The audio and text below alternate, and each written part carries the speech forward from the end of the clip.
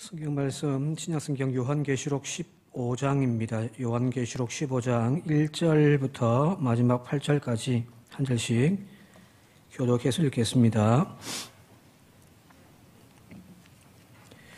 또 하늘에 크고 이상한 다른 이적을 보매 일곱 천사가 일곱 재앙을 가졌으니 곧 마지막 재앙이라 하나님의 진노가 이것으로 마치리로다.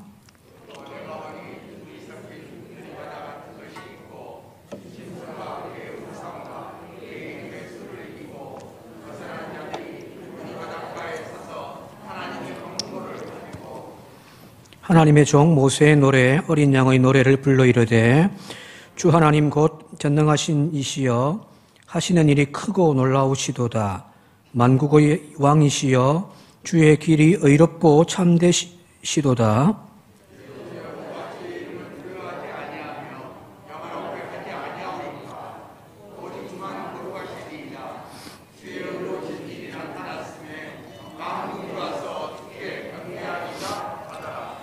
또 이 일 후에 내가 보니 하늘에 증거 장막의 성전이 열리며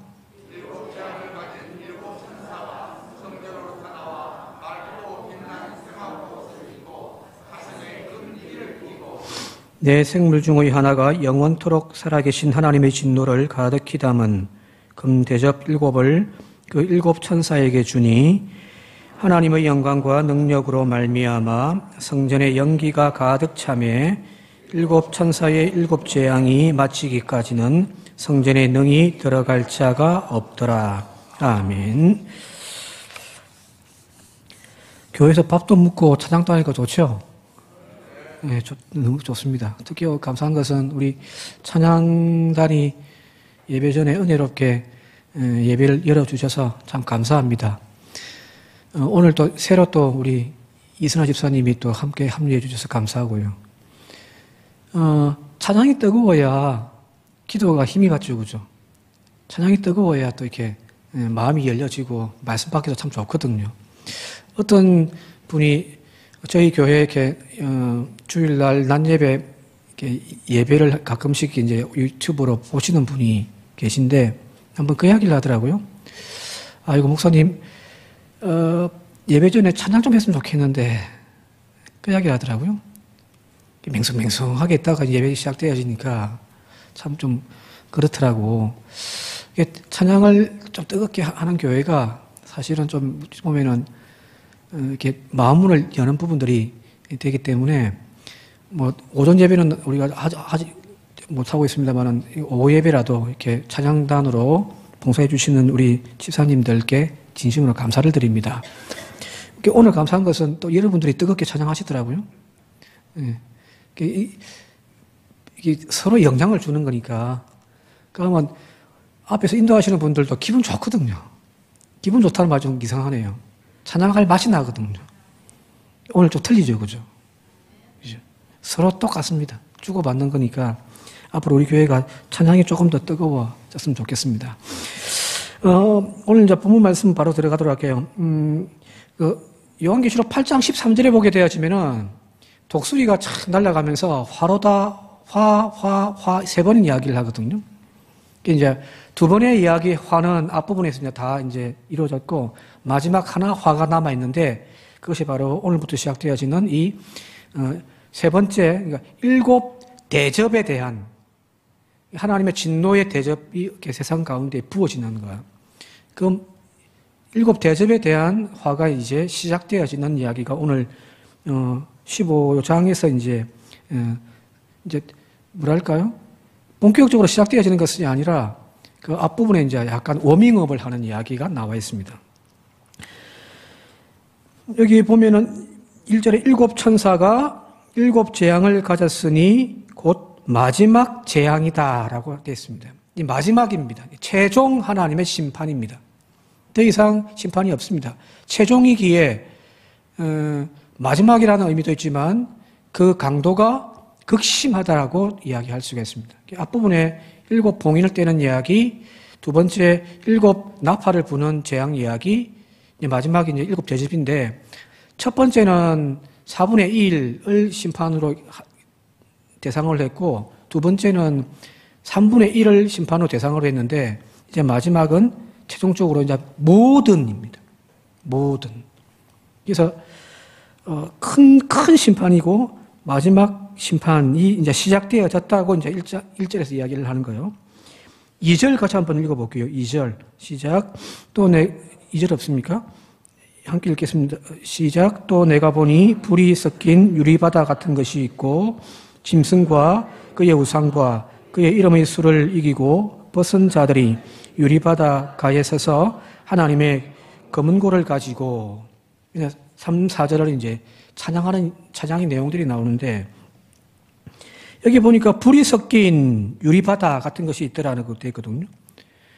4장 6절에 보게 되어지면은 하나님의 보좌에 대한 환상을 쭉 설명하면서 하나님 보좌 앞에 수정과 같은 유리바다가 쫙 펼쳐져 있는 그런 어떤 환상에 대한 이야기를 한단 말이에요.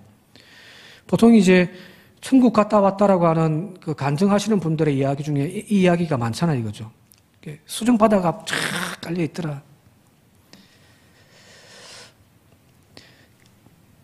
그 표현에 의하면 수정과 같은 유리바다, 여기 또 보니까 또 유리바다 같은 것이 있다라고 되어져 있는데 여기에 4장 6절에 수정과 같은 유리바다와 좀 틀린 것이 있다면은 여기 앞에 불이 섞인이라는 단어예요.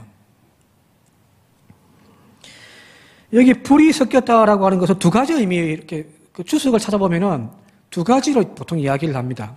어떤 것이 정확하게 맞는지는 모르겠습니다만은 제 생각에는 첫 번째 지금 한 이야기가 좀 맞을 것 같은데, 첫 번째는 이 불이란, 특히 이제 요한계시록이나 묵시록에서 이 불의 개념은 심판이거든요. 벌입니다. 진노입니다. 진노. 하나님이 소돔과 고모라의 그 어떤 타락을 심판하실 때에 하늘에서 불과 유황이 떨어지잖아요. 그죠? 그죠? 영원히 꺼지지 않는 그런 어떤 불의 심판을 하셨단 말이에요. 자, 그리 본다고 한다면 이 불은 하나님의 심판입니다. 그 심판이 온 바다를 이렇게 뒤덮고 있는 거죠. 그렇게 해석하는 것도 있고, 또 한 가지는 이 불이라고 하는 의미를 붉은색, 지금 막 이렇게 수중 바다가 붉게 물들어 있다라고 하는 그런 의미로 해석을 해서 이 붉은 것은 바로 예수 그리스도의 십자가의 보혈의 은혜라고 해석하는 경우도 있습니다. 자, 수중 바다가 광활합니다. 그냥 조그맣게 요 앞에 그냥 우물같이 되어 있는 것이 아니라 말 그대로 광활한 수중 바다, 수정과 같은 바다예요. 바다가 같은 것이에요. 이게 뭐 진짜로 실제로 막 거기에 수정 바다가 있는 것이 아니라 여기 나와 있듯이 유리 바다 같은 것이 있는 거예요. 그런데 그것을 바다를 건너올 수 있는 힘이 인간에게는 없단 말이에요. 그걸 건너와야 우리가 하나님의 보좌 앞으로 나아갈 수가 있는데 이 강을 우리는 건너갈 수가 없죠. 그죠? 그런데 오직 예수 그리스도의 십자가의 보혈이 은혜로 우리에게 주어짐을 통하여서 그 수정 바다를 우리가 건너 하나님의 보좌 앞으로 나아갈 수 있다. 이렇게 해석하는 경우도 있습니다. 두 가지인데 하나는 심판이다.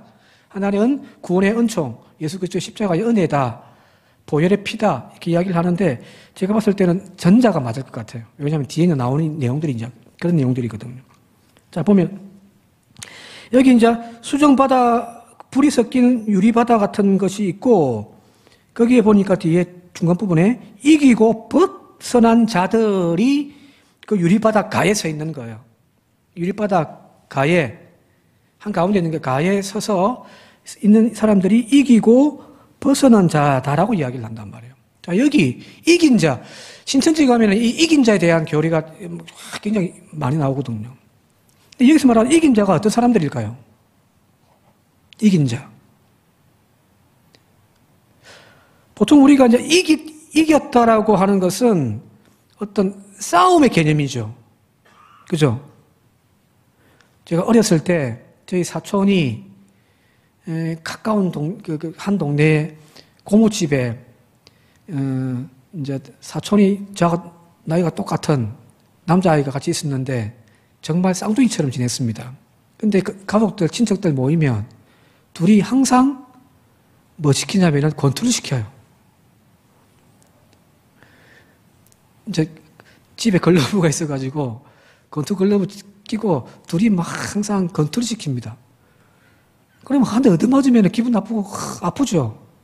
그러다가 어떨 때는 막 울면은 아버지한테 그날은 죽는 날입니다. 무조건 이겨야 되는 거예요. 이겨야 돈도 받고 이겨야 칭찬을 받습니다. 아버지 기분이 좋아져요. 그런 어떤 싸움으로 이긴 것에 대한 것에 대한 이야기인가? 운동 경기라고 하는 경기 중에서 격투기 그죠? 격투기가 서로 상대방을 때리고 상처를 주어가지고 상대방을 다운시키는 것. 그래야 내가 이기는 경기잖아요. 그죠? 근데 이런 대부분의 격투기 경기라든지 스포츠의 대부분의 내용들이 뭐냐면은 전쟁과 관련되어 있습니다. 올림픽이라고 하는 그것이 처음 만들어졌던 것들도 그 경기를 하는 사람들이 어떤 스포츠맨이 아니라 사실은 군대 군인들이거든요.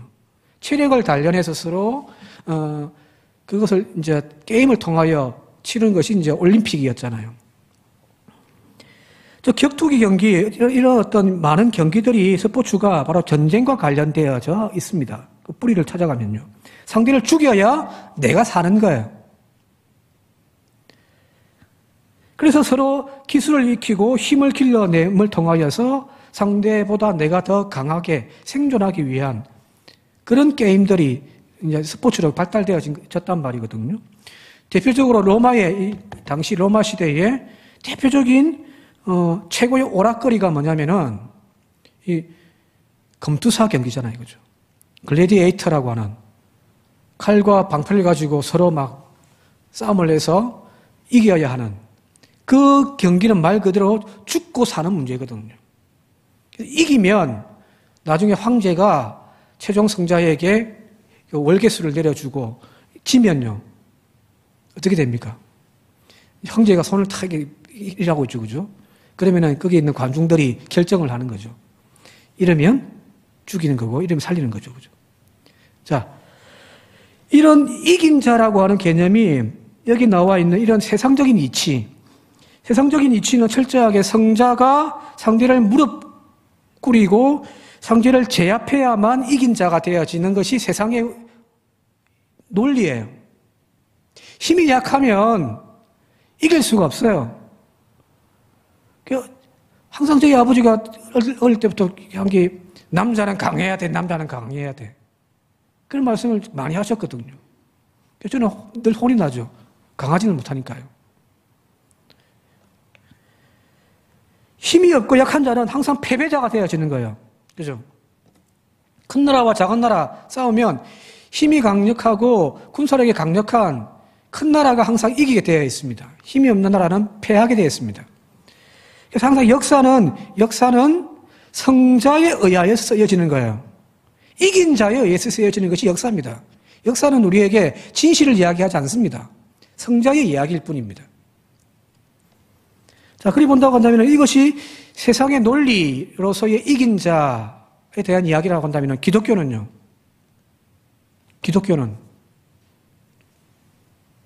올여기도 짐승과 그의 우상과 그의 이름의 수를 이기고 벗어난 자라고 했단 말이에요. 여기서 말하는 요한계시록 전체에서 봤을 때 지금 그 하나님의 보좌 앞에 그 수정 유리 같은 바다 바로 그 앞에 가에 서 있는 이 이긴 자들이란 개념은 사실은 죽임을 당한 자들이에요. 그죠? 하나님의 보좌 앞에서 향기를 올려드리는 그 대접을 올려드릴 그때에 이 사람들이 뭐라고 하냐면 우리의 억울함을 언제 풀어줄 거냐고 하나님께 막 이야기했던 것이 앞부분에 나와 있잖아요. 이 사람들은 실제로 이긴 자가 아니라 패배한 자들이에요. 세상의 권력과 권세와 무력 앞에서 자신의 목숨이 날파리처럼 여겨져서 죽임을 당한 그 사람들입니다. 순교자들이란 말이에요. 끝까지 황제 숭배를 거부하다가 나는 황제 우상 숭배니 절하지 않겠습니다. 자기 믿음을 지키다가 결국 그 로마의 권세에 의해서 목이 달아나고 죽임을 당한 그 사람들이란 말이에요. 자, 세상의 논리로 보면 이 사람들은 약자예요. 이긴 자가 아니에요. 패배자예요. 예수가 그렇잖아요. 예수가 힘이 없어서 혹은 뭐 능력이 없어서도 아닌데 그 예수는 마지막에 십자가에 못 박혀 죽었단 말이에요. 하나님 나라를 외치다가 마지막에 십자가에 못 박혀 죽었습니다. 승자는 누구냐면은 그때 당시에 로마 군사지요. 패자는 예수님이에요. 그런데 지금 여기 보게 되었으니까 성경은 그 패자들을 향하여 뭐라고 이야기하냐면은 이긴 자라고 이야기를 하는 거예요. 십자가에 죽으셨던 그 예수 그리스도께서 다시 부활하심을 통하여서 마지막에 승자, 승리자라고 이야기를 하고 있단 말이에요. 이게 기독교의 은총이고 역설입니다. 세상 사람들처럼 싸워서 이겨야만, 정복해야만, 짓눌러야만 이긴 자가 아니라 여기서 말하는 이긴 자, 우리가 신앙적으로 승리한다는 것은 다른 것이 아니라 1등으로 들어오는 것이 아니라 끝까지 그 믿음의 경주를 다 마친 사람들이에요. 중간에 포기하지 않고요. 비록 세상에 짓눌려서 재산 다 뺏기고 목숨을 잃은 그런 어찌 보면 세상 사람들의 기준에 보면은 루저고 패배자처럼 보여지지만 아니요. 역사는 나중에 그들을 이긴 자라고 정의 내려주신다는 거예요. 바로 기독교는 이런 종교입니다. 주님 예수 그리스도께서 구원의 주가 되시는 것은 그분이 세상을 정복하는 로마를 정복해서 왕위에 왕관을 섰기 때문이 아니에요. 십자가에서 죽었기 때문이에요. 앞부분에 보면은 이제 그 천상의 찬송에 대한 이야기들이 나오는데 그 예수님이 뭐라고 하면 죽임을 당한 어린 양이라고 찬송을 부르거든요. 예수 그리스도를 천상에 있는 하나님의 보좌 옆에 계신 예수 그리스도를 뭐라고 칭하냐면은 죽임을 당한 어린 양 됐습니다. 그는 한없이 나약하고 로마 권력의 그 근업발에 처참하게 짓밟히고 피를 흘려 죽음을 당했기 때문에 그는 진정한 승리자가 되는 겁니다. 기독교의 승리는 있는 거예요. 그래서 항상 치십시오. 힘이 없어서 비굴하게 타이어를 보면서 밑으로 내려가는 이야기가 아니에요. 끝까지 나의 믿음을 지키면서 짓밟히더라도 주님은 나중에 우리를 이긴 자로 멸류관을 씌워 주실 줄 믿습니다. 자, 우리가 잘 알고 있는 디모데후서 4장 7절과 8절에 바울이 자기의 신앙 고백을 하는 부분이 나오잖아요. 그죠? 디모데후서 4장 7절 8절 같이 한번 읽어볼까요? 시작. 나는 선한 싸움을 싸우고 나의 달려갈 길을 마치고 믿음을 지켰으니 이제 후로는 나를 위하여 의의 멸류관이 예비되었으므로 것이다. 자, 여기 의로운 멸류관, 여기서 말하는 멸류관은 이제 스테파노스, 그러니까 성자에게 주는 월계수란 말이에요.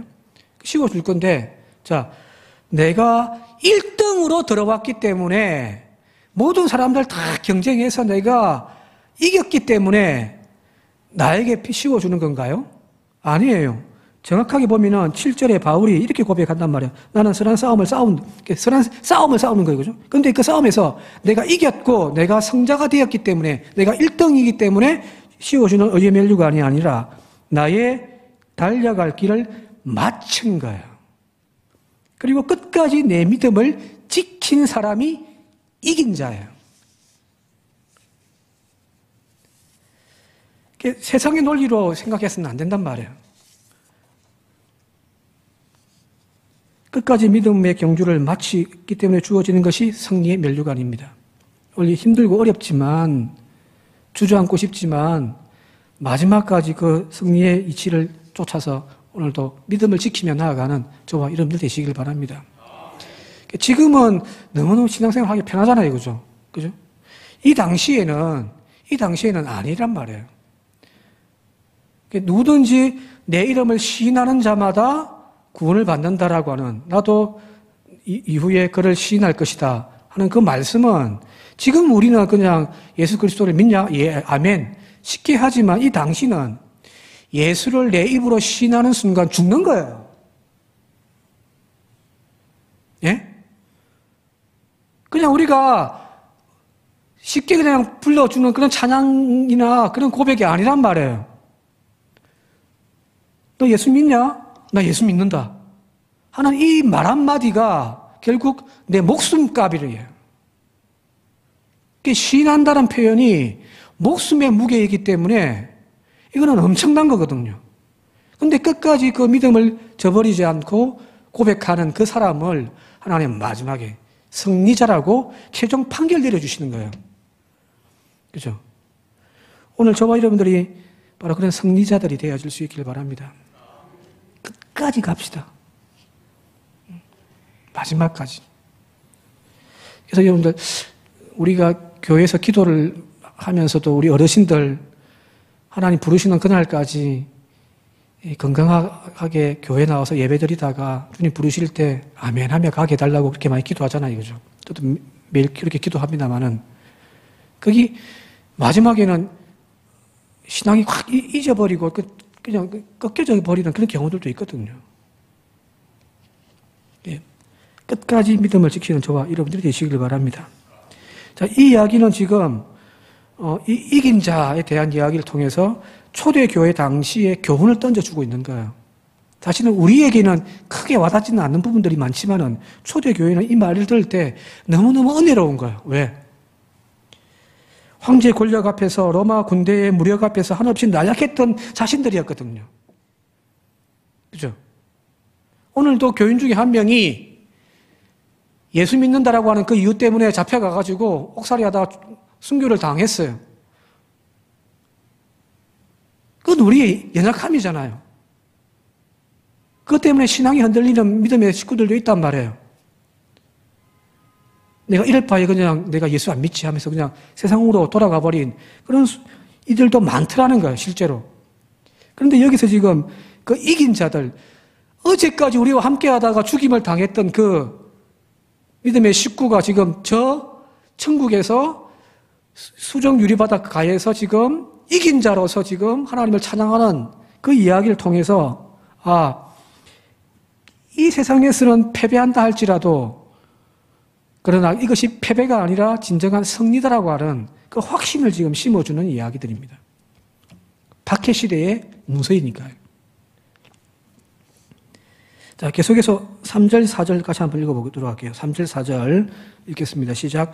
하나님의 종 모세의 노래, 어린 양의 노래를 불러 이르되 주 하나님 곧 전능하신 이여 하시는 일이 크고 놀라우시도다. 만국의 왕이시여 주의 길이 의롭고 참되시도다.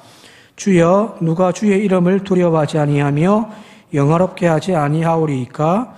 오직 주만 거룩하시니이다. 주의 의로우신 일이 나타나심에 만국이 와서 주께 경배하리이다 하더라.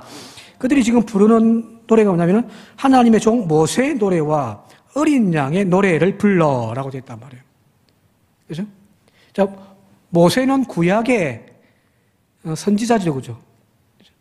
구약의 그 구원의 은총을 이루어 갔던 사람, 신약의 어린 양, 새로운 구원의 십자가의 은총으로 온 인류를 위하여 구원에 주러 오셨던 그분의 노래를 부르는 거예요.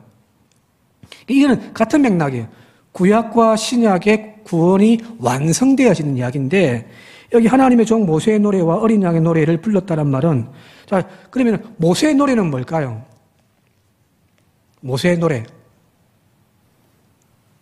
모세의 노래는 성경 보면 나와 있어요.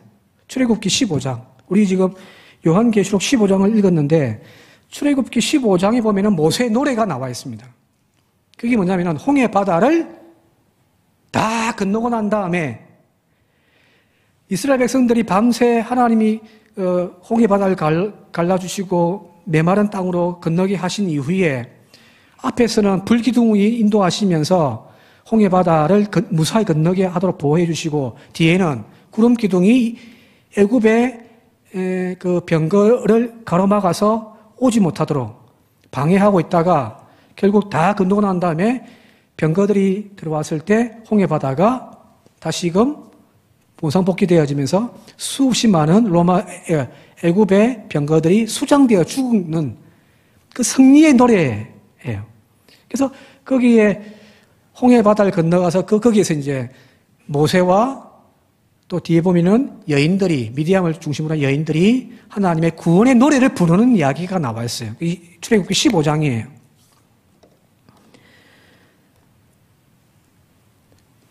그 모세의 노래에 보면은 11절에, 출애굽기 15장 11절에 보면 이렇게 되어 있습니다. 제가 한번 읽어드릴게요. 여호와여, 신중에 주와 같은 자가 누구니까? 주와 같이 거룩함으로 영화로우시며 찬송할 만한 위엄이 있으며 기이한 일을 행하는 자가 누구니까? 하면서 하나님 참 높이 올려드리거든요.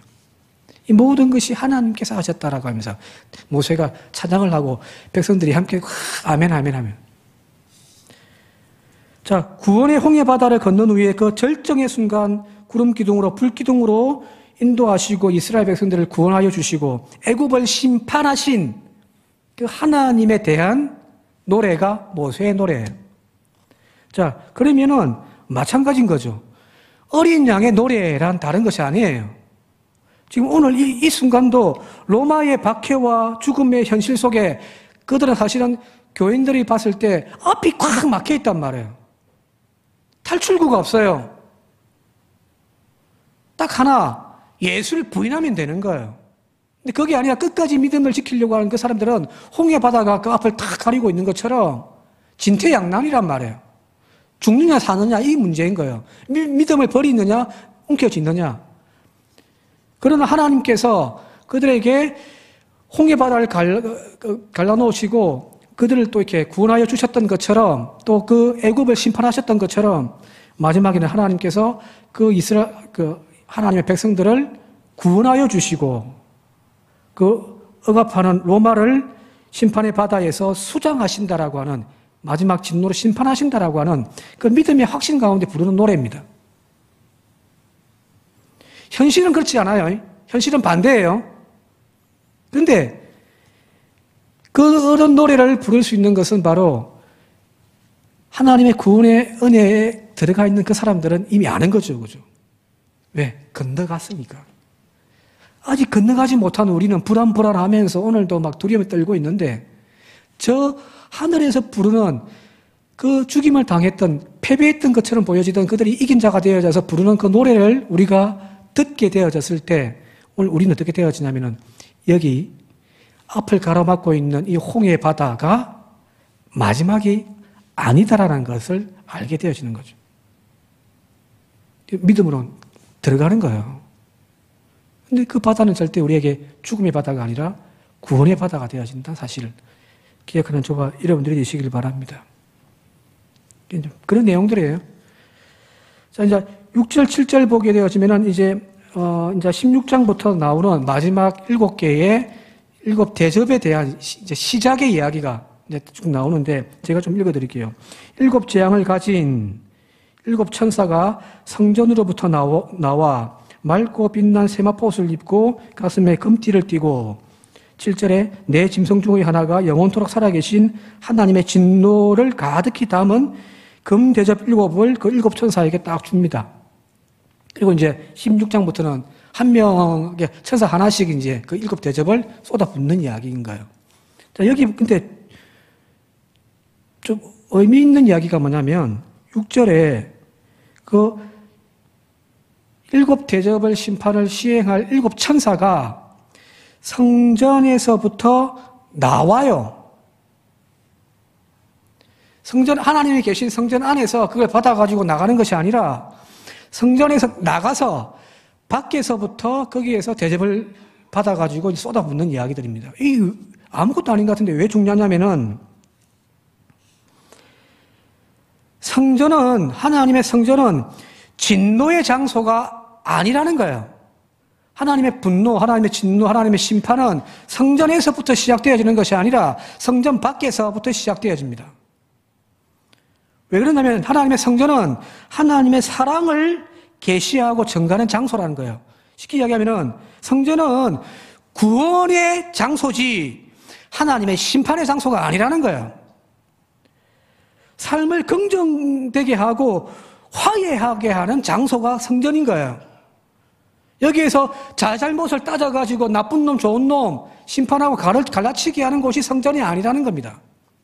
왜 7 천사가 성전 나가서 있을까요? 또 제일 마지막 보니까 8절 마지막에 성전에 연기가 가득하며 7 천사의 7 재앙이 마치기까지는 성전에 능히 아무도 못 들어가요. 하나님의 진노의 대접을 가지고 있는 이들조차도, 천사조차도 못 들어와요. 왜? 여기는 구원의 장소입니다. 화해의 장소예요. 하나님의 긍휼과 사랑의 장소예요. 그래서 이 성전은 어떤 부정적이고 파괴적인 행위를 하는 곳이 아니라는 겁니다. 그래서 7 진노를 대접을 가지고 있는 천사들은 성전 밖으로 나와서 거기서 대접을 받아가지고 하나님의 심판을 시행한다라고 하는 이야기거든요. 이게 교회인 거죠.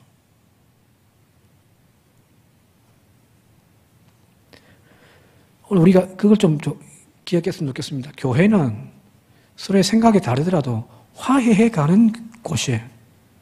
서로 허물이 있고 부족함이 있다고 하더라도 지적하고 이렇게 잘라냄이 아니라 용서하고 포용해주는 구원의 장소가 교회입니다.